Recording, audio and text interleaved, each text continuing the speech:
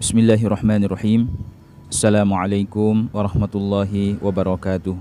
Alhamdulillah wassalatu wassalamu ala Rasulillah Sayyidina Muhammadin wa ala alihi wa ashabihi wa man tabi'ahum bi ihsanin ila yaumiddin, amma ba'd.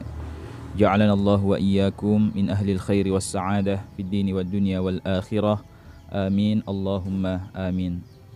Sahabat beriman dan kepada seluruh pemirsa atau pendengar dimanapun Anda berada, InsyaAllah pada video kali ini kami ingin membacakan sebuah pertanyaan yang masuk di admin Quran Online. Adapun isi pertanyaannya, Assalamualaikum Pak Ustadz, hamba Allah ingin bertanya, apakah saat sujud di dalam sholat kita diperkenankan untuk berdoa dengan bahasa Indonesia? Ya, kepada saudara atau saudari yang bertanya, Waalaikumsalam warahmatullahi wabarakatuh. Ya, jadi sujud ya, itu dikatakan oleh Nabi, aqrabu ma yakunul abdu min rabbih, ya, momentum paling dekatnya seorang hamba ya dari Tuhannya, fahuwa sajid, yaitu ketika sang hamba tersebut ya bersujud merendahkan diri kepada Allah Subhanahu wa taala. Ya, fa'aktsiru fihi du'a, oleh karena itu perbanyaklah berdoa di dalam sujud tersebut. Ya, jadi itu yang pertama, kita dianjurkan untuk memperbanyak doa ya ketika kita bersujud, ya ketika kita bersujud. Ya, kemudian yang kedua, ya adapun mengenai ya, masalah bolehkah melafazkan atau mengucapkan doa berbahasa Indonesia ya saat kita sholat, ya seperti misalnya ketika sujud. Ya, maka mengenai masalah ini itu terjadi perbedaan pendapat di kalangan para ulama. Ya, jadi terjadi khilaf besar di antara para ulama. Ya, pendapat yang pertama mengatakan bahwa mengucapkan ya, atau membaca bacaan ataupun doa selain daripada bahasa Arab di dalam sholat itu tidak diperbolehkan, dan jika itu dilakukan itu akan membatalkan sholat. Ya, meskipun di sana ada pendapat yang mengatakan ya tidak mengapa, boleh saja kita mengucapkan bacaan atau doa yang berbahasa selain bahasa Arab di dalam sholat. Ya, jadi itu terjadi khilaf besar.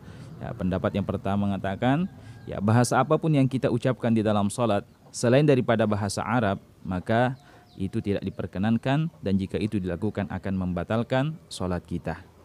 Ya, oleh karena itu, karena di sini terjadi perbedaan pendapat atau khilaf di antara para ulama, ya maka guru kita Buya Yahya ya itu menyarankan ya agar kita ya tidak berdoa ya dengan selain bahasa Arab. Jadi cukup kita membaca bacaan atau doa-doa yang berbahasa Arab saat kita sholat untuk menghindari atau keluar dari khilafnya para ulama. Ya, jadi seperti itu. Ya, jadi sekali lagi kepada saudara yang bertanya bahwa berdoa ya di dalam sholat ya ketika sujud misalnya ya itu cukup dengan doa yang berbahasa Arab. Ya, adapun di luar sholat itu boleh bebas. Ya, ketika kita berdoa di luar sholat melafazkan dengan bahasa apa saja bebas. Ya, bahasa Bugis kah, bahasa Indonesia kah, atau dengan bahasa apa saja ya kita bebas untuk berdoa dengan bahasa apa saja di luar sholat. Akan tetapi khusus untuk berdoa, melafazkan doa atau bacaan di dalam sholat itu harus dengan berbahasa Arab. Ya, kemudian yang ketiga, ya ini tadi mengenai masalah memperpanjang durasi sujud untuk berdoa di dalamnya. Ya, ya ini dianjurkan. Ya, tadi hadis Nabi fa'aktsiru fihi du'a, perbanyaklah doa di dalam sujud. Ya, itu dijelaskan oleh para ulama bahwa anjuran ini berlaku ketika kita sholat sendirian.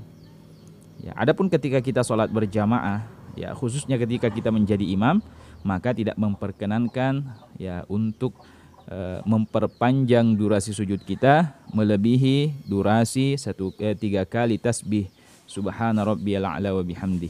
Ya, kita tidak diperkenankan karena kenapa? Ya, jika itu dilakukan maka itu masuk kepada wilayah zalim.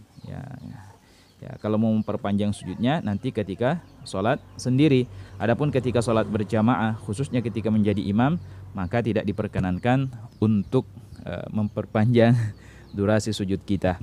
Ya, karena di belakang itu makmumnya itu berbeda-beda. Mungkin di belakang ada makmum ya yang lemah, ya mungkin ada yang sakit perut, yang kebelet ingin kencing, atau ada orang yang mempunyai hajat, keperluan dan lain sebagainya. Ya, sehingga Rasulullah Shallallahu Alaihi Wasallam ya sudah mewanti-wanti, sudah mengingatkan, idza shalla ahadukum linnas, apabila salah seorang di antara kalian menjadi imam untuk orang banyak, falyukhaffif, ya hendaklah meringankan ya salatnya. Ya, karena kenapa? Fa inna finnas as-saqim. Ya, karena mungkin di antara orang-orang yang itu ada orang sakit, ad-dhaif, ada orang lemah, wadzal haja, ada orang yang mempunyai hajat atau pekerjaan yang ingin segera diselesaikan. Ya, seperti misalnya di situ ada mungkin orang kantoran yang waktu istirahatnya cukup terbatas. Ya, mungkin sholat zuhur misalnya, waktu istirahatnya cukup terbatas. Ya, maka ketika kita memperpanjang, memberatkan sholat kita, memperpanjang bacaan kita, ya maka itu bisa membuat mereka ya jadi was-was, membuat mereka menjadi berat ya ketika mengerjakan sholat. Ya, adapun ketika kata Nabi, wa idza shalla ahadukum li nafsi, adapun jika salah seorang di antara kalian sholat sendirian, ya falyutawil ma syaa, ya silahkan dia perpanjang sekehendaknya. Seandainya dia sholat tahajud misalnya dari tengah malam sampai menjelang subuh, silahkan. Karena toh itu ya berhubungan dengan dirinya sendiri. Akan tetapi ketika sholat berjamaah, khususnya ketika menjadi imam, itu ya itu berurusan dengan orang lain. Ya, jangan ketika sholat berjamaah sujudnya lama-lama, bacaannya panjang-panjang. Akan tetapi ketika sholat sendirian, ya sholat sunnah misalnya, ya itu sholatnya ngebut-ngebut. Ya ini ya tidak dibenarkan. Actionnya ini terbalik. Ya kalau mau lama-lama kalau sholat sendiri, ya kalau sholat bersama dengan orang-orang berjamaah jangan diperpanjang sholatnya. Ya jadi demikian. Ya Rasulullah itu terakhir ya, Rasulullah itu pernah mengimami sholat. Awalnya Rasulullah ingin memperpanjang sholatnya. Ya, akan tetapi di tengah-tengah Rasulullah sholat mengimami jamaah, fa'asma, kata Nabi, fa'asma ubuka as-sabi, aku mendengarkan ada anak kecil yang menangis.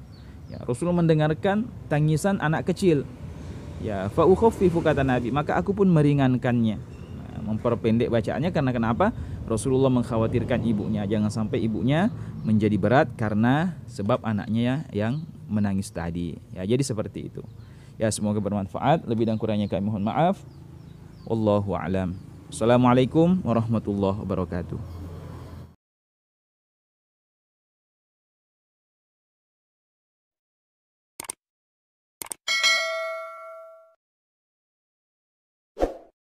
Bismillahirrahmanirrahim. Assalamualaikum warahmatullahi wabarakatuh. Alhamdulillah wassalatu wassalamu ala Rasulillah Sayyidina Muhammadin wa ala alihi wa ashabihi wa man tabi'ahum bi ihsanin ila yaumiddin, amma ba'd. Sahabat beriman dan kepada seluruh pemirsa dimanapun Anda berada, insyaallah pada video kali ini kami ingin bacakan sebuah pertanyaan yang masuk. Adapun isi pertanyaannya, Assalamualaikum, di masjid dekat rumah saya ketika sholat berjamaah imamnya terlampau lama saat sujud sehingga banyak jamaah yang mengeluh, khususnya orang tua. Akan tetapi kata Pak imamnya, ya memang di dalam sujud kita disunnahkan berlama-lama karena di situ diperintahkan untuk berdoa. Mohon solusinya.